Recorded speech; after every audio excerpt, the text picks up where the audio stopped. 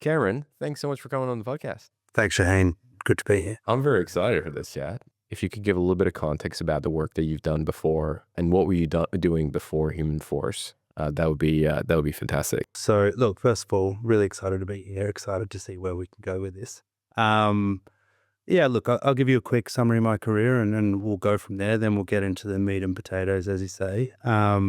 Just returned to Australia after 10 years in the US. I did a few different roles in the US, which I'll come to in a second. But before I moved to the US in sort of 2016, I was typically working for big Australian brands, right? So like Medibank and Telstra and GE Capital, which is now Latitude Financial, and got a little bit, bored with it, or like I think the sort of career path was a bit predictable for me there. And so decided to challenge myself, packed up and moved to New York City without a job, which was probably overly confident. It was a bit harder to get a job than I thought it was. But look, eventually landed one, and over the space of nearly 10 years there, had sort of three different roles, one for BBDO, the big advertising agency, one for Macquarie Group, running marketing there, and then landed in a company called Invisible Technologies at the end, which was a small startup at the time doing $25-30 million revenue and just starting to explore AI training, and was lucky enough to land there when sort of the AI boom kicked off. And over the space of my 2 and a bit years there, we 4 to 5x to revenue up to nearly 200 million run rate. We're lucky enough to work with the likes directly with ChatGPT and, OpenAI and Meta and Google and Microsoft and all these kind of large language or foundational model providers, like really directly. And so got a really good front seat window into like seeing what was happening in the AI world, what it's really capable of, what you need to do to build really powerful AI systems, and also the limitations. And so did that for a few years. It was an amazing experience. Home calls and came back about a year ago, and I'm now at Humanforce. That gives you such an interesting insight into some of the questions that I want to ask you.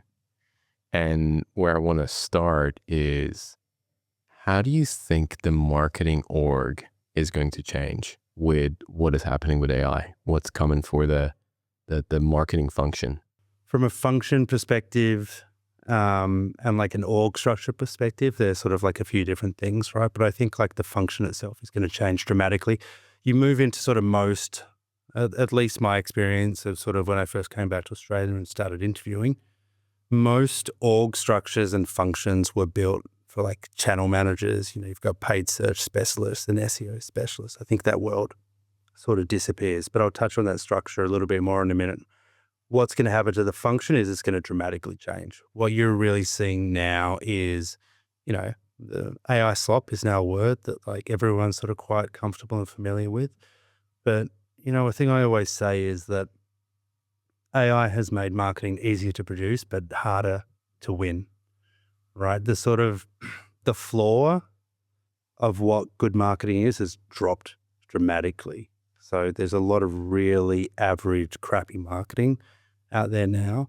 And I think that means it's incumbent upon us as marketers to like really lean into, trust and high quality of work, and more creativity, because I think it's so easy to produce and execute at scale now, that the real way you're going to win is by producing meaningful assets or meaningful marketing that really moves the needle. And so I think what that really means is less content execution, which is like where everyone thinks AI is really supporting growth, and more sort of into the decision science world, right? Because it's so easy right now to spin up thought leadership in a B2B setting in 5 seconds, to create a really cool B2C campaign video in a few minutes. And that is like just completely destroying originality.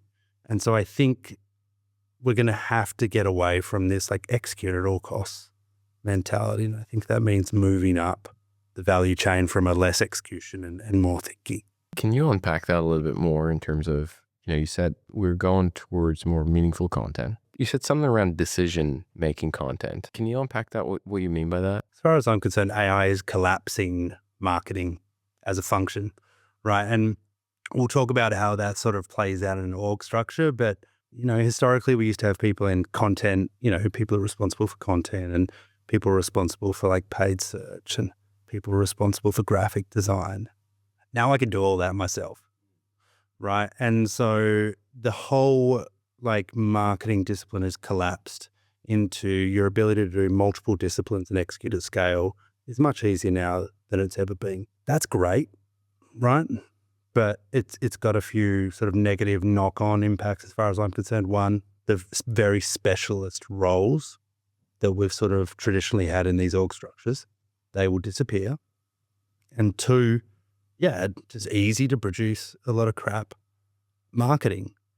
And so I think in order to produce winning marketing, we need to move away from the we've got to execute at all costs, right? And I think the only way to do that is to focus more on your insights, more on your analytics, leverage AI to get cross-platform insights, right?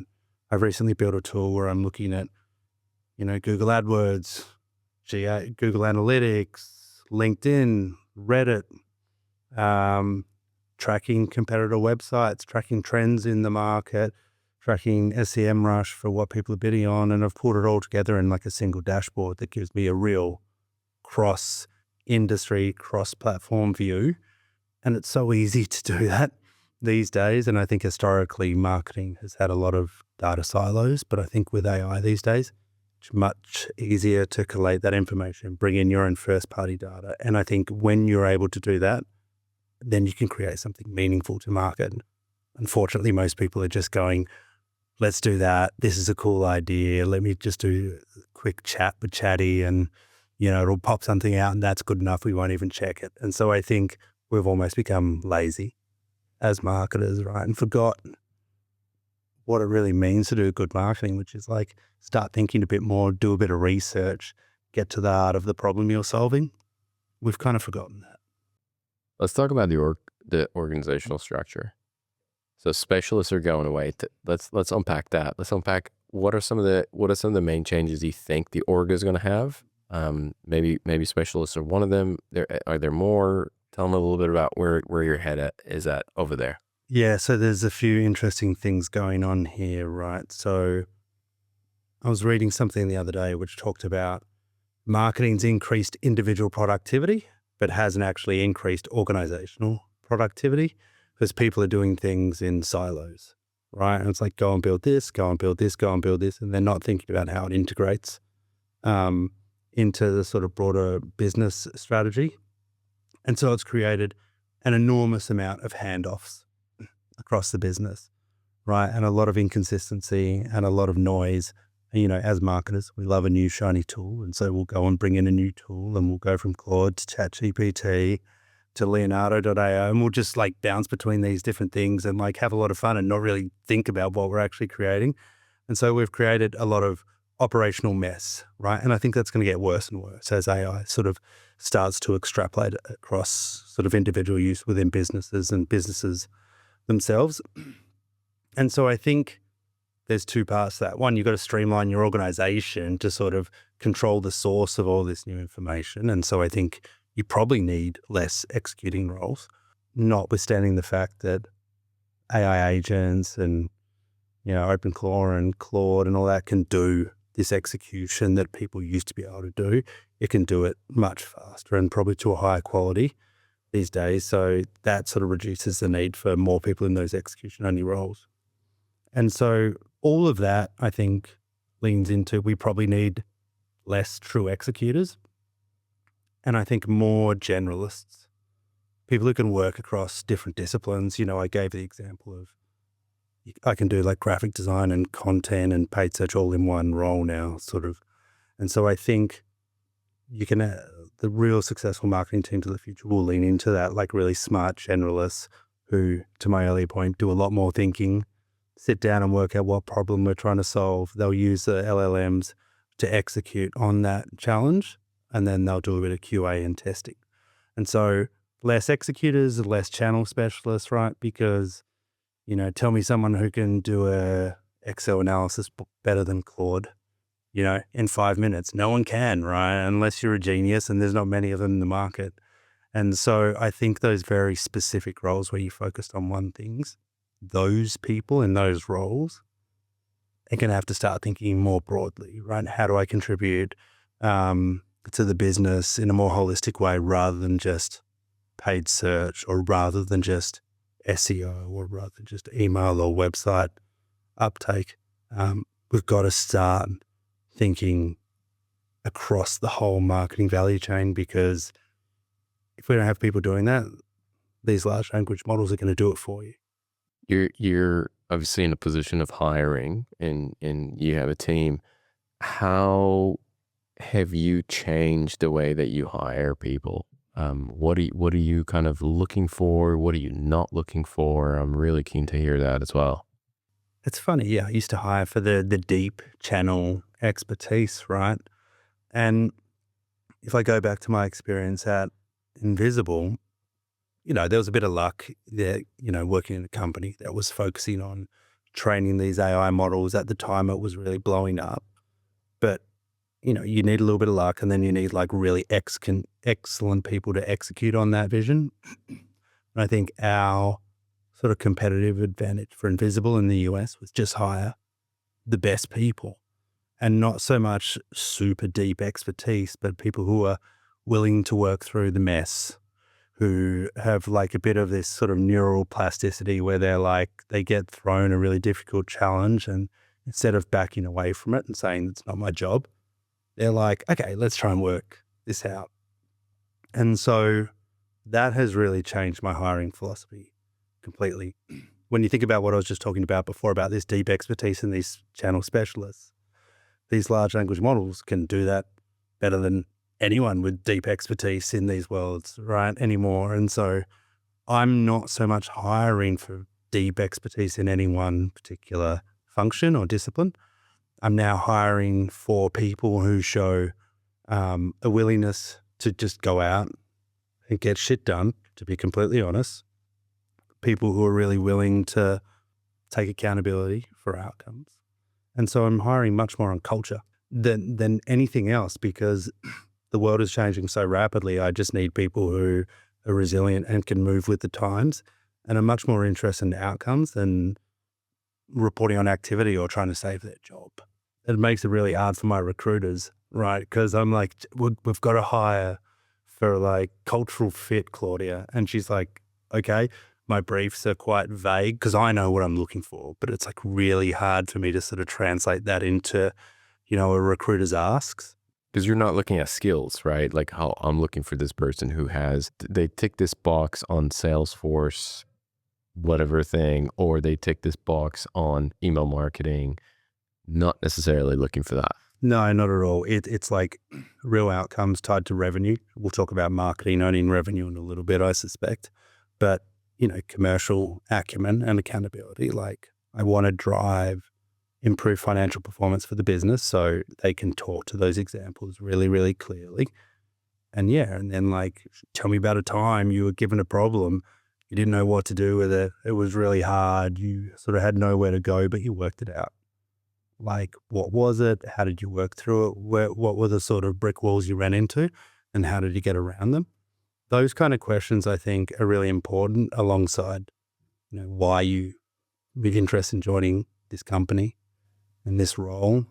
When you speak to a lot of people, they're like, oh, because I'm not really happy in my current job. And I'm just like, that was your opportunity to pitch me. I know all about the company. This role is particularly exciting because if you do not have the capability and the sort of awareness to do a deep research on the company and the role and talk about your current situation instead, that's just one of those cultural flags for me, right? So I totally get the concept of generalist. Are there certain roles that you still, or certain skills that you still think are really critical, or maybe even more critical? Like, one of the things that you start to see now in the market is a lot of organizations hire content writers in some situations that, pretty good salaries of storytellers. Right. I've seen the title storyteller come up a couple of times in Google Cloud hiring, and or voice of CEO content writer. Right. So there's kind of that angle that is happening, or I kind of seen glimpses of it, but curious to know, are there, again, skills or areas that you were doubling down on, or are you thinking of doubling down and saying, this is actually really critical? Yeah, I've seen those like storytellers and the personal content assistant to the CEO. And Those posts go viral. yeah, I don't know if I believe them, to be honest. I think it's mostly lip service. I suspect the people in those roles come up with like a really creative idea and then chuck it into one of the models anyway to refine it. Maybe it's a little bit more top-down thinking, but they're still using those models to execute. But it's really just indicative of the trend, right? When there's like so much slop out there, how do we get something that's truly unique? Now, do we need people in those roles permanently? I don't think so. I think a really smart prompt with a little bit of thinking up front is going to get you 95% of the way there. And then you just have, to my earlier point, really smart people who care about the outcomes, double checking it. Job done. Like, I don't know if you need people like deep content specialists in that world. Anyway, do you need really powerful creative minds? Yeah, I think like that becomes an unlock in the future. We talk about my experience at Invisible and what AI is at the moment, what it's super powerful at. Deep analysis, really high processing power. It's getting a little bit better at contextual awareness, but the thing that I don't see it like catching up too soon is like that nuance and contextual understanding, contextual awareness. And so that's where I think like an increased focus on creativity is going to be really important. That's hard in some businesses, right? B2C, you've probably got a really great chance to sort of leverage that creativity and sort of insert it into your marketing. In B2B, sometimes, professional services, like sometimes that's like hard, right? How do you sell consulting creatively? That's not the world I'm in, but that's a great challenge to have, right? Like it's kind of, if we just take that industry, it's kind of been boring marketing for a long time, right? So A lot of shades of blue. yeah, deep blue. Deep blue, yeah, that's right. Deep trust. Yeah. But like what a great challenge for them now, right, is to like pull themselves out of that world and just really think about what they need to do to move the needle. So I think creativity, hard to test for, but that's something that won't go away. And, just to reinforce it, I think deep specific skills, there are probably some, but I'm much more in the, do they have a flexible mindset? Do they look at problems and go, I can solve this? Can they bring people together? Can they ask the right questions? And is there like a relentless focus on outcomes? I think they're going to survive. Now, that's more a personality trait. The one thing I think as marketers we need to be better at is systems thinking, right? There is... Ooh, controversial. Not really, but I understand what you're saying. Well, it's just so there's a few different things here, right? Like I talked about it before, marketers love a new shiny tool. And so we'll go out and acquire the next new tool and the next new one, the next new one. And I think most of this is in service of trying to protect our jobs because we don't really know what we're doing in the first place, right? And so we've built this sort of interwoven web of complexity where there's like so many different tools. And now we're going to like throw AI over the top of that or introduce Claude or ChatGPT or Gemini or whatever tool you want. It's just creating more and more noise, right? The AI slop's a good example of it. Like it's so easy to create content, but creates more handoffs. And so, marketers are not, I don't think in particular like really great at like the operations side and, building workflows and really strong QA and having really high standards about how things move through a particular process. It's kind of 50% this like creativity and 50% systems thinking. And that's like really hard to balance, right? With a brain, you're either left brain or right brain. But I think as marketers, we've got to find a way to balance those. Oh, absolutely. And I mean, you bring up tools and it's just such an interesting conversation. I feel like for the longest time, marketing has been preaching, we got to move away from tools and we got to think about process and strategy first. And I feel like AI came and everyone's like, no, we're going back to the tool. Let's bring the no, just tool. Which AI platform are you using? It's like it's gone full swing back. to the tool conversation. But you talked about something that I want to go and dive a little bit deeper in with regards to the ownership of revenue. Tell me a little bit about how are the responsibilities of the marketing function are changing? Yeah, so I mean, I operate in a B2B world right now. Historically, I've done a bit of B2C, and I think, those people in sort of B2C marketing don't know how lucky they've got it with that sort of ability to tie, click through to conversion in a single session and like a really clean way to say we generated this much revenue from this much spend. B2B, particularly with like sales led models where, it can take 3, 6, 9, 12 months, even longer sometimes to get a conversion. That's so hard. Good luck with that That's attribution so model. hard. Yeah, well, I mean, I laugh at people talking about having cracked attribution, right? Because I was talking about that at GE in 2013, and I still haven't walked into an organization where they're like, yeah, we cracked it. Yeah, we're so confident. And the CEO's going, yeah, absolutely, they've got it.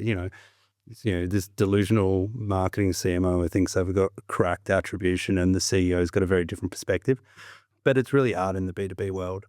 So I think, in a way, we've kind of confused activity with outcomes. When you've got a 3, 6, 9, 12-month sales cycle and you've got to like fill in the gaps for that 12 months, like, look at all the stuff I'm doing. That's when we get to let's start, reporting on impressions and likes and video completions and all these things that may contribute to revenue or a closed sale. I don't know if I've ever seen anyone go, yeah, this many impressions led to this many $100,000 of revenue in a B2B setting. And so we've got to ditch that, right? We've got to move away from the reporting on activity. We've got to move towards reporting on outcomes. And instead of in a B2B setting, instead of like, just reporting on revenue when revenue can be 12 months away, I think there's a real opportunity for marketing to play more of going back to the systems thinking point, more of a commercial architect sort of layer, right? Like the real driving force behind generating revenue. And so that means moving away from we generated 10,000 leads, right? To we generated 10 sales qualified opportunities that are really high quality. And then it means getting super tight at the operational level with sales teams, right? Helping them drive pipeline meetings, helping them define ICP and the people they should go after. I don't think marketing has really done that. It's always been marketing generates leads in this corner and sales converts leads over in this corner. And there's always been like that tension where it's marketing says we generated great leads, but sales aren't converting them. It's their fault. And then sales will come back and say, the leads are crap. Of course we can't convert them.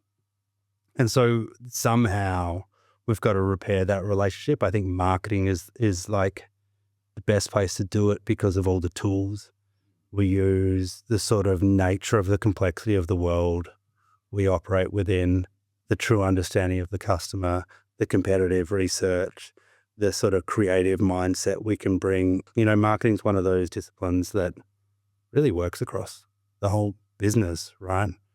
I can be working with HR one day on an employee value proposition and how we're attracting more people into the market. Then I'll be working with finance the next on what our pipeline model looks like, right? And then product and how we like market the product more effectively. And so we're in a really good position to stitch that whole commercial layer together and be the driving force for revenue. But I think we've sort of stayed in our lane a little bit too much.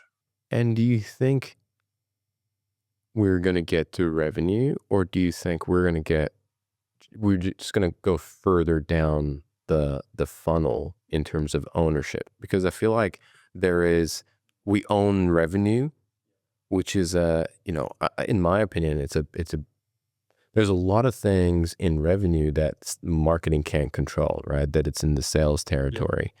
Yeah. So do you think it's going to go all the way there, or you think it's going to be more around just like you said, it's more qualified meetings that are held, right? Where it's 100% there to revenue, but it's closer than where we're at. What are your thoughts on that? Yeah, I think it has to go all the way to revenue.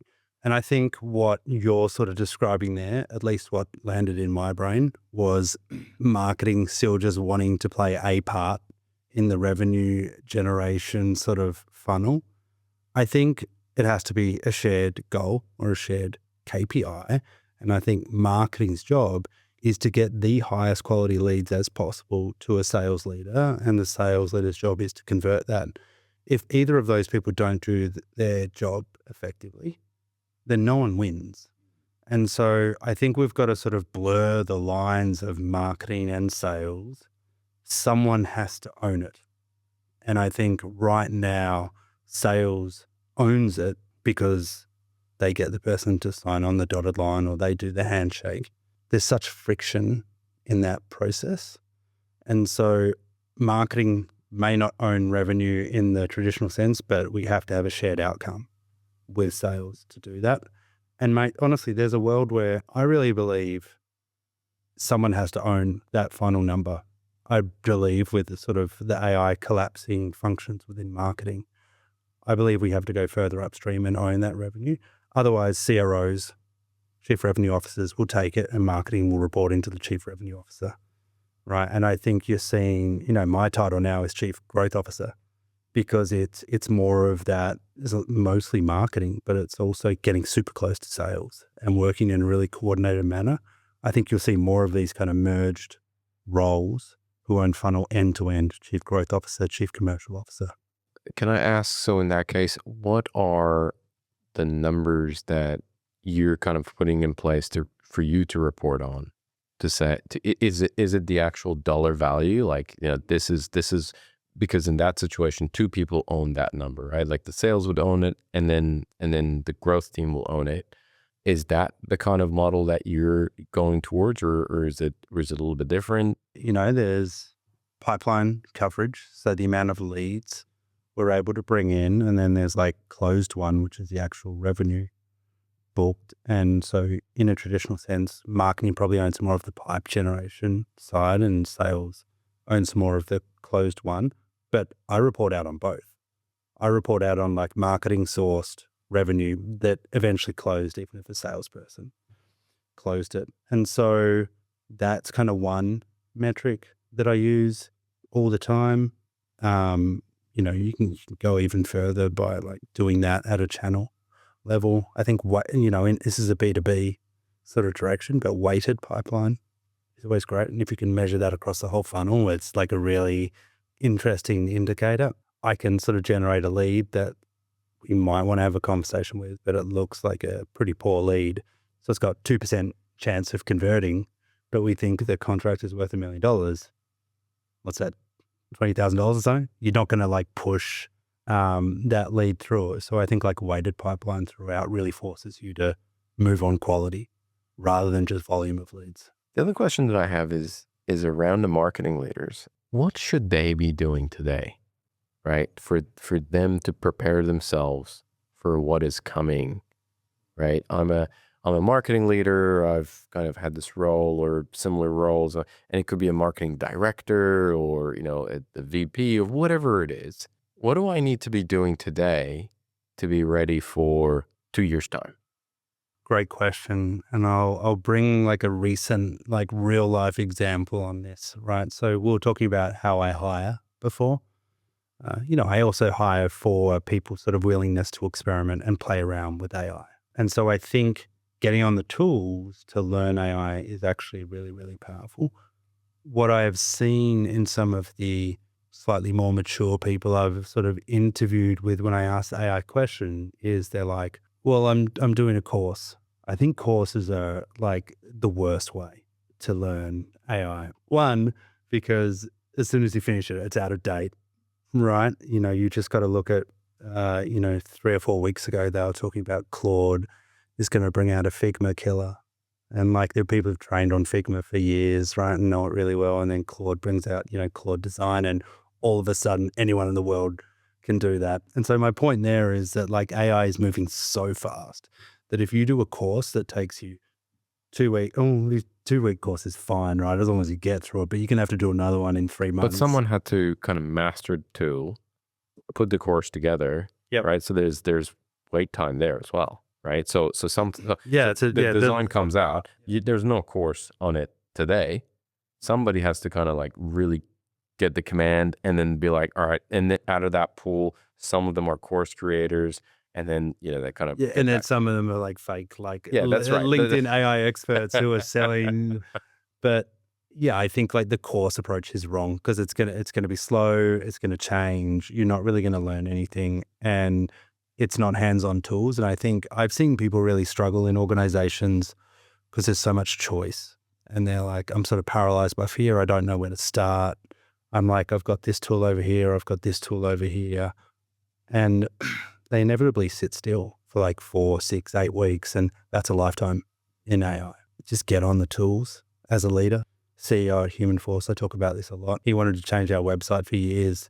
I was brand new in the role, and he sort of came back on a Monday and said, I've just rebuilt, our whole website over the weekend. He just vibe coded a whole, like corporate, like fully hardened website and back end in a weekend. And it was such a great motivation for me. I'm like, the CEO's doing this stuff, right? He came back out of that and is like, my whole world, my whole view on the world has changed because of what I've seen is possible. And so I just encourage people to like get on the tools and learn. Don't try and do a course too slow. It's not going to help you. It's going to be out of date straight away. So that's the first thing. That's how you learn. Can I, because there's I'm guessing there's more coming on this. On this one, I'm really keen to hear how you're doing it, right? Because there's an element of I'm overwhelmed. There's just so many tools. Like, what do I do? Do I do Gemini? Do I do Copilot? Do I do Claude? But then those are the main LLMs. Then there's like outside of that, there's a whole hundreds of tools where you're kind of constantly overwhelmed. Can you talk a little bit about how you do that for yourself? Try and steer clear of the noise. I try and pick 2 or 3 things that I use regularly and try and master that. Honestly, just the large language models, various different sort of iterations of them. Which one is your Well, I go-to? used to use ChatGPT a lot, right? I think that was the go-to for a lot of people, and I used it for everything. And then, they brought out, their reasoning model, which sort of goes through the reasoning of the decisions it's making and sort of starts coordinating with itself on what the outcome should be. And it just kind of slowed it down a lot. Don't have that much patience when it comes to getting things done. And so I'd always played around with Claude a little bit and then moved over to Claude, and now I'm kind of stuck in that world. And I'm sure, 6 months from now, ChatGPT will have another evolution and it might pull people back. But right now I'm using ChatGPT more like I have historically used Google. Like Okay, quick so you're still questions. so you're still using ChatGPT. Yep, but much more daily engagement, quick questions like, today I was like, want to go on holiday, think it's somewhere in the Pacific or Southeast Asia, want great weather, it's going to be in May, et cetera, et cetera. I think Chatty is like good for that.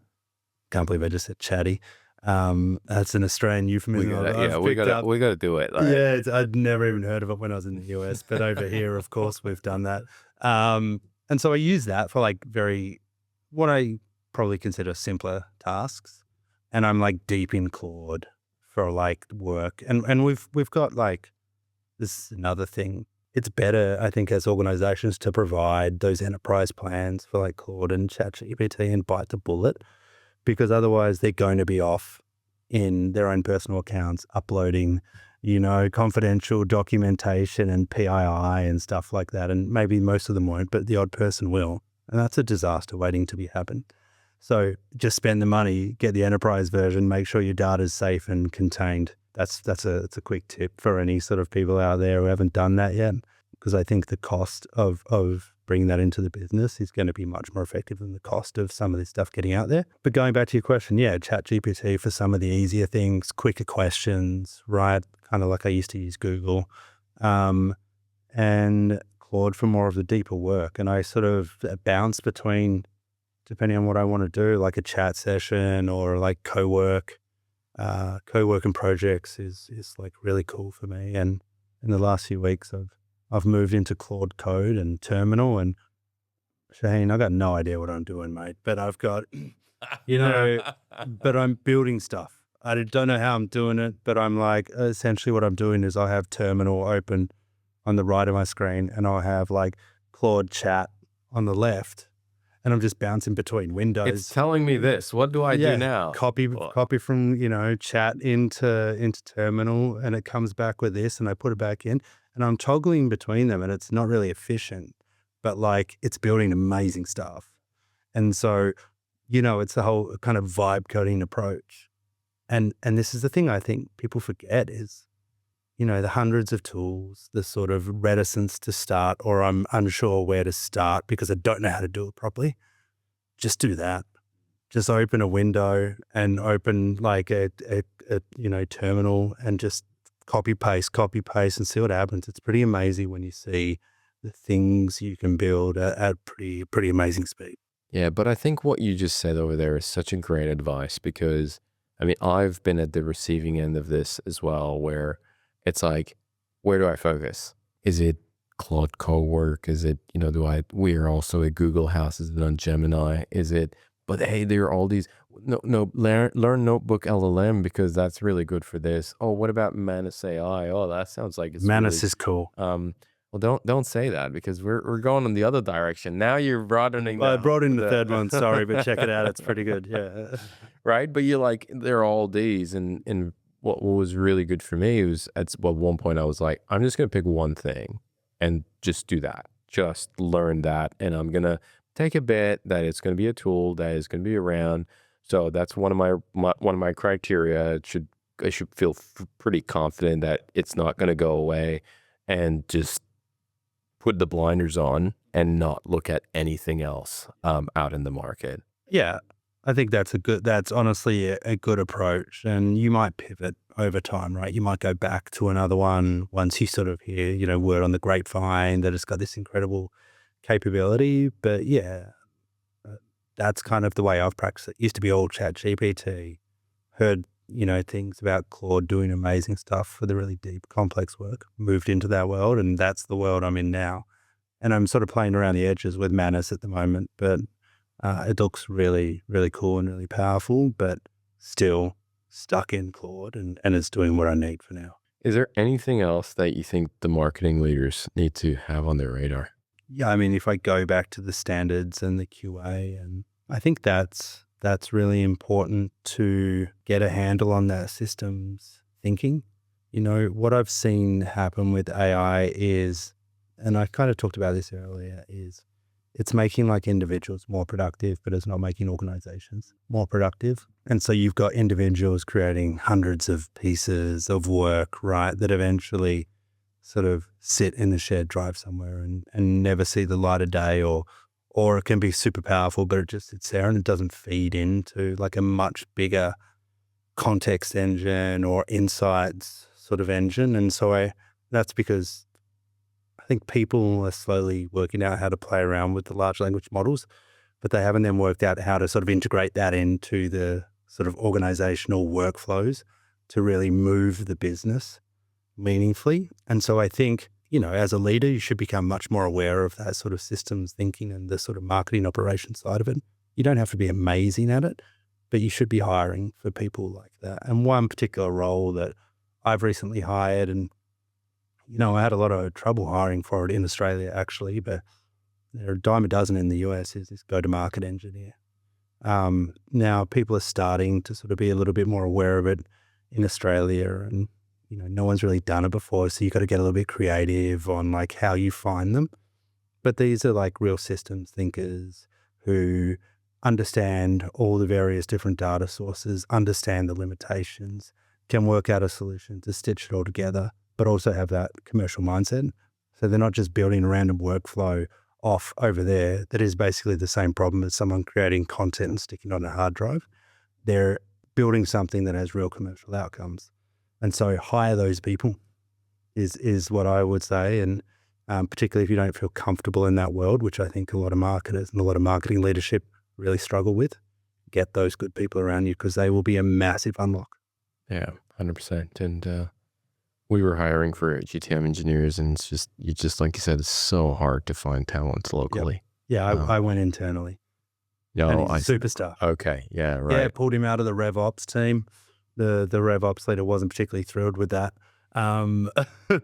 But, I was, and no, he's great. And, he sort of came over to the team, and people in my team of various different maturity sort of levels of understanding and using AI. But when he came over, we had to prioritize hard because everyone was like, Brad, what about this? Brad, what about this? And he ended up like hitting me up on Slack like 3 days in saying, mate, can we talk? Like I've got 50 things people want me to do and I can only do 3. And so that's a really good indicator because people are thirsty for people that can build these things. Yeah. I mean, the last question that I have for you is, are we going to be all losing our jobs? What's your take on that? Yeah, wow. I mean, I got so many different opinions on this. Yeah, worst case scenario. That look at like generally, like at a real macro level, I think I have some overall, not to sound the doom clock, but I have some sort of overall concerns on, there's this kind of theory about dystopia before utopia, sort of thing, and I think that's a real possibility where a lot of desk jobs kind of disappear over time. And I think that's because one, AI is like better at like the execution and the analysis than all of us. And also humans are inherently selfish and unaware of what they're doing, right? And so we all sit here and we know that what we're building with AI has the potential to be really disastrous, right? It also has the potential to be incredible. No one's really thinking, geez, am I automating myself out of a job here? Because it's like, no, I can be faster or I can do this really cool thing, right? And so I think it's human nature to sort of behave in that way. And so I think there is one particular pathway where, yeah, a lot of the desk jobs sort of disappear in the next, I don't know, X years. Like I wouldn't take a guess because I think people guessing when that happens are always inevitably wrong.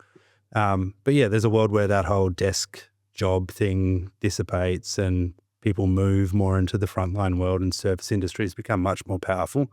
But then, how do they survive when We all become field marketers. That's what happens. Well, yeah, exactly. And no one's got a job anymore. So who pays for those services? So there's a world where that could happen. Look, will it really happen? I don't know. Humans are also pretty smart at like controlling outcomes, even if it takes a big scare to get us there. So that's a big macro view that might scare everyone. I think getting a bit more granular at marketing, yeah, I think there'll be changes. Historically we've said, oh, it'll just change the nature of work. When the dot-com boom happened, now I was just getting out of school around then. And so I wasn't sort of super aware of the change in sort of jobs to be done. But as I understand it, that was a pretty dramatic shift, but we were able to sort of pivot with it. But a lot of people lost jobs back then and ultimately were able to reskill, but it was like a new skill. It wasn't sort of something that threatens to kind of like completely take over all the skills and sort of learn on itself and acquire new skills over time. What I'm mostly concerned about is like the middle management of marketing, if I'm being honest. I think you need the super senior people for the context and the creativity and the fundamentals, right? Like I've been there before, I've seen it all. I can tell you if this is good marketing and if it's going to cut through. And that sort of real focus on customer needs. Then you got the really junior people who are sort of probably going to be AI native and growing up in this world and can probably adjust. And I think they'll be okay, but it's the sort of people who are sort of relatively middle of their marketing careers that might not feel super comfortable diving into AI just yet, might not have all the marketing training and knowledge to lead a team in the next sort of AI-enabled marketing era. So I think they're going to have to learn, to my point earlier, to do the systems level QA type standards role. And hopefully the sort of senior leadership can teach on the fundamentals and the creativity. So I think there'll be job losses. Is it going to be the same as the dot-com boom? No, I think there'll be more job losses. It'll be worse. It would be worse. Yeah. I think so. But like, what an awesome, I sort of say this to my team all the time, right? Like, what an awesome challenge to be faced with, right? And we kind of know what's coming. We sort of know the skills required to be successful in the future. This is why I encourage everyone to like get going now, because if you're sort of playing around the edges, in 12 months, you're going to be so far behind. And so you've just got to get moving and sort of move with the times. And when those inevitable job losses occur within our discipline or the job nature of the job changes, you're best positioned. You understand the landscape. Mm. Cameron, this has been awesome. I have a couple of rapid fire questions before we wrap up. What is one resource? This could be a book, a blog, a podcast, whatever it is that you've recently come across that has been very fundamental or it has a pretty big impact on how you think. Yeah, this is something we can't replicate. Sorry, but like my CEO at the moment is an amazing resource for this. Like I said, he did the Vibecoder website, but he is constantly over Slack sending us, excerpts from X, Substack, like things to read. And so I'm just constantly inhaling information. So yeah, you can't replicate him, but like check out X. That's where the best thinkers in AI are. And Substack is probably the most useful sort of action-oriented platform where you can get real insights. If you could give one advice to B2B marketers, what would it be? Stop worrying about your job now. Start worrying about your job in the future. Everyone's so worried about defending what they're currently doing. Like, I've got to keep my job. I've got to keep doing this. And we've really forgotten how much it's changed. And so a real appetite for learning and getting on the tools. I think, if you're not doing that, you're going to be in a lot of trouble in 12, 18 months. Tell me about some of the influencers or kind of thought leaders that you follow regularly. You listen to, you're like, oh, that this guy talks about interesting stuff, or girl. Ali Miller, she's I think a top LinkedIn voice for AI. So Ali Miller's great. She's on Instagram as well, and she's very accessible. So I would check her out. What are you most excited about right now? I think it's like the unknown. Like it really, like I'm, early in my career, I just did the job, right, and came in and collected the paycheck and didn't really care too much about outcomes. That has completely flipped. Now, I don't know if it's because I'm old, but like I really care about the work I'm doing now. And I think with AI sort of kind of iterating and evolving at the speed it is, like we don't know what's going to happen next. And so that is like a really exciting, interesting challenge for me to be like, how am I going to handle, like, what's this going to look like in 12 to 18 months? How do I solve for now while prepare for the future? Can you be excited about something that's going to be difficult? Probably. So I reckon I would say it's that. But, if I can give you one answer that's probably reinforces a lot of what we said, I think it's marketing, going back to more thinking. I think since, we talked about the .com boom, there's nothing wrong with it. We got caught up in this optimization, this paid performance marketing, this growth marketing stuff, and super highly data driven. And like, that's great. It's important. But, take me back to the Mad Men days, where it's like, where there's real thinking, real creativity and real discussions being had, we have to do more of that. So, if we do it well, it could be the next golden era of marketing. That'd be really cool. Cameron, I want to say thank you for coming on the podcast. It's been an awesome conversation. Yeah, mate. Real pleasure to talk to you as well. I had a lot of fun, and yeah, get me back. I'll do it. Done All deal. right. Thanks so much. Cheers.